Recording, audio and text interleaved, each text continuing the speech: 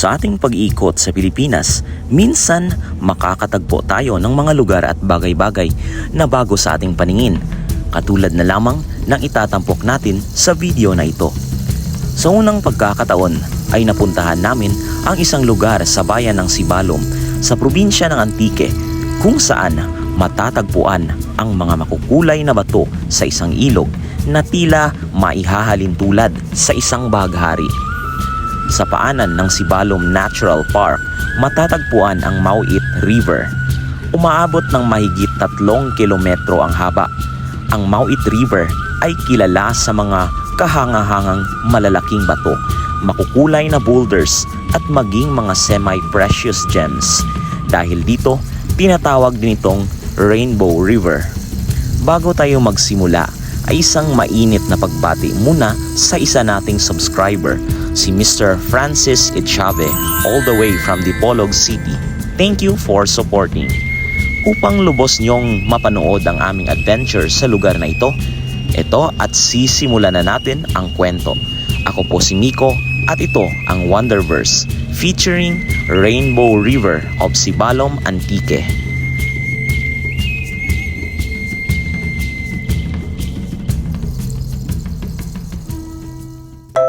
Ang Sibalom ay isang bayan sa lalawigan ng Antique sa rehiyon ng Kanlurang Visayas.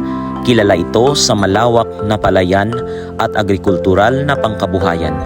Maliban pa riyan ay mayroong isang natatanging lugar sa bayan na ito na pinangangalagaan at nagsisilbing atraksyon para sa mga lokal at dayuhan.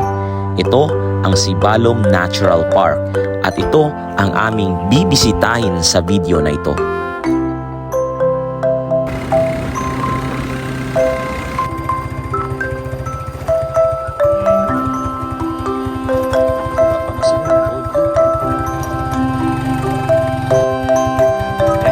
Boy.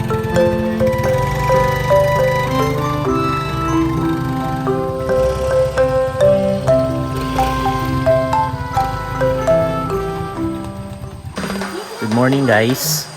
So we have finally arrived at Sibalom Natural Park.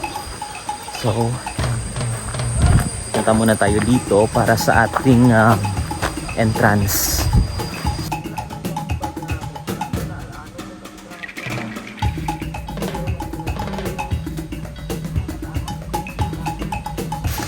So guys, it's already 10:49 a.m. and finally we are here at Indaga Cold Spring, also can be found in Sibalom Natural Park. And as you can see, yung mga makukulay na bato, yung kanilang tinatawag na rainbow stone, kasi ano siya, makukulay, and then iba-iba yung sizes.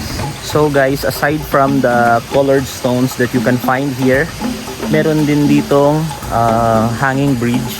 Ayan. So it is still operational. Pwede kayong umakyat dito. You can climb at your own risk. So here we are now climbing up the hanging bridge. Ano regya dati man?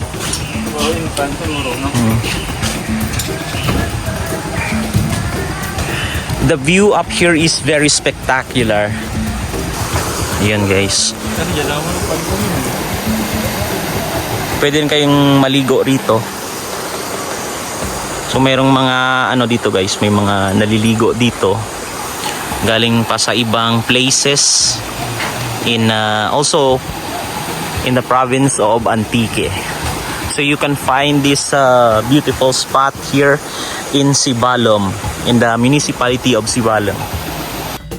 Sa kabila ng ingay ng mga kabayanan sa probinsya ng Antique, matatagpuan ang isang payapang lugar kung saan ang sariwang hangin ay isang napakahalagang biyaya, kaakibat ng mga huni ng ibon at ingay ng katubigan. Isang yaman na hindi nakatago, ngunit pinahahalagahan at pinoprotektahan. Ito ang Sibalom Natural Park, simbolo ng mayamang kalikasan. Ang Mauit River ay isang makulay na ilog na matatagpuan sa Sibalom Antique na may habang mahigit 3 kilometro. Makikita ito sa paanan ng Sibalom Natural Park. Ang mga bato rito ay may iba't ibang kulay, tekstura at hugis. At ayon sa ilang geologists, ang makukulay na bato ng ilog ay produkto ng sinaunang paggalaw ng bulkan. Ang lugar ay sagana sa mga mineral na siyang pinagmumulan ng mga semi-precious gems na nagsisilbing palamuti sa ilog.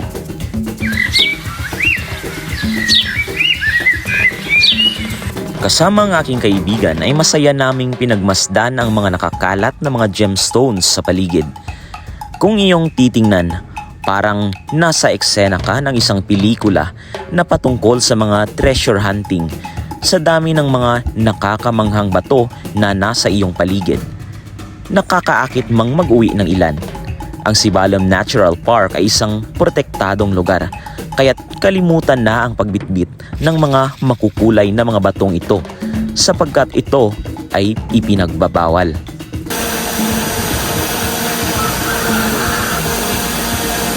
Sa tulong ng dala kong drone ay nakuhanan ko ng video ang mga magagandang bato na iba-iba ang hugis at kulay. Mas mainam na ang ganito kesa sa maglakad ng pagkahaba hanggang sa dulo. Mainit din ang sikat ng araw ng mga oras na iyon at ang huni ng tubig ay tila nang hahalina sa amin na maligo at magtampisaw upang maibsan ang nararamdamang pagod.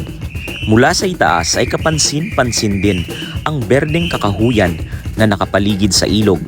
Isang patunay kung gaano kayabong ang kagubatan sa bahaging ito ng probinsya. Dahil na rin sa pangangalaga ng mga lokal upang mapanatili ang malusog at makapal na mga puno na siyang tirahan ng iba't ibang uri ng hayop at mga ibon.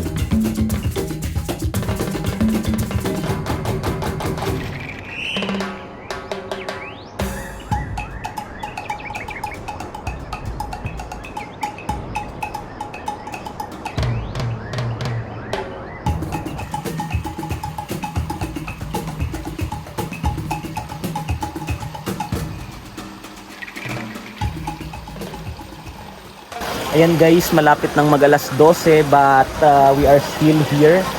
And as you can see, napakaganda ng mga bato, makukulay siya. And dito nyo lang yan makikita sa Sibalom Natural Park, dito sa Municipality of Sibalom Antique. Ano kaya ang barangay, boy? Barangay Imparayan in Sibalom. Ayan. Pwede kayong maligo dito, malamig yung tubig and maraming mga puno. So Indaga, yan ang Indaga. Yeah, cold spring. Malamig yung tubig guys. Sulit yung ano nyo dito, yung entrance fee nyo na 40 pesos sa mga student. Pero ito na 55 sa mga adults. Magdala lang kayo ng ID guys. So puntahan natin next is yung Bato Pispis or the stone bird sa English. Tingnan natin kung ano yung kanyang itsura, kung buo pa ba siya or nasira na ng bagyo. Aside sa mga colored stones na makikita rito, meron din ditong mga paliguan kagaya nito guys. As you can see, napakaganda ng wall ng area na to. Yan, para siyang may similarity sa sa mga baybay nga na. Para siyang limestone guys na sa mga malapit sa mga dagat. Ito naman kasi sa ilog naman to. Pwede yung mag cliff diving kayo dyan. Naman yan, malalim naman yan dyan guys. Saan?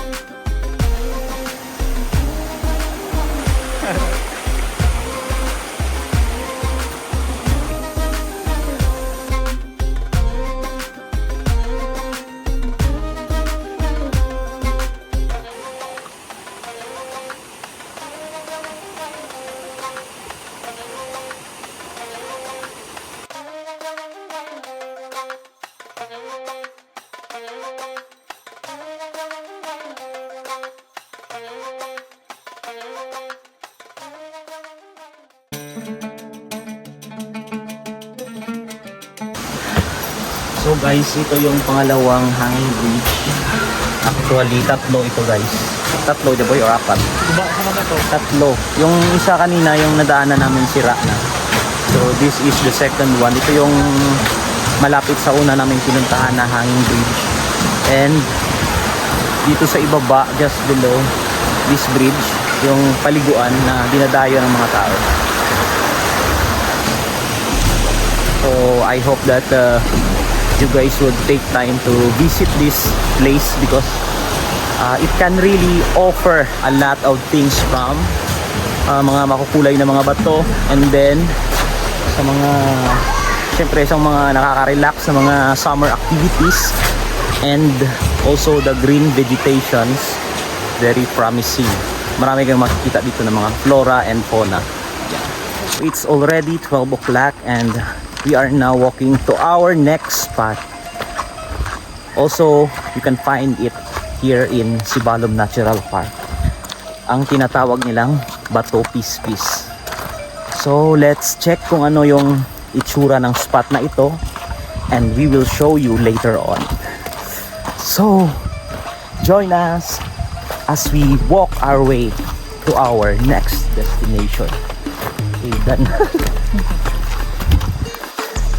So dito sa area na ito guys, medyo kakaunti lang yung mga colored stones, unlike doon sa kabila.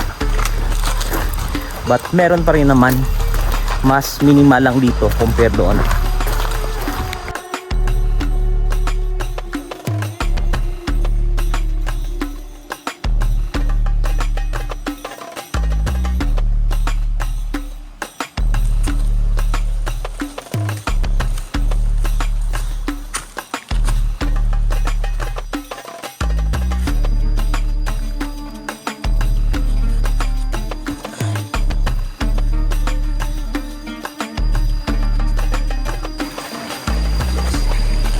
Ito ako nang punta. Ha? Kaya lang. Taas ba?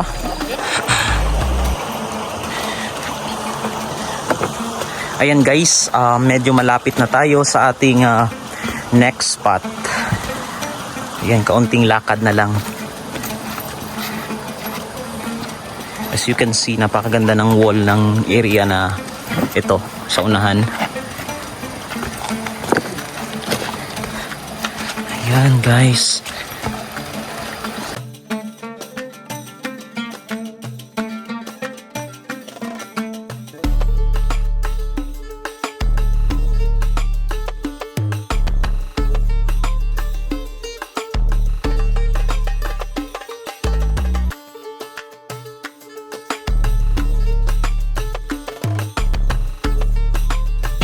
So that area there, that's what they call the Bato Pispis. Yan yung Bato Pispis guys. Medyo hindi clear yung tawag ito, yung reason kung bakit tinawag siyang Bato Pispis, because bato is Bisaya word for stone, and pispis is Kinaray word for bird. So I could not find the bird there. The stone bird. Ano? Then, amora. That's the literal birds. So this is that area. According sa aking napagtanungan about sa spot na ito, kaya siya tinawag na Bato Pispis. Ito ay dahil sa ang lugar na ito ay pinamamahayan ng mga ibon, at ang kulay puti na hugis sa dingding ng rock formation na ito ay may pagkakahawig sa isang ibon na tila ibinubuka ang kanyang bagwis o pakpak. Tunay ngang nakakamangha ang kalikasan, at ang lugar na ito ang siyang patunay na dapat nating protektahan at pangalagaan ang biyaya ng may kapal upang masilayan pa ito ng mga susunod na henerasyon. Ako po si Miko at ito ang Wonderverse.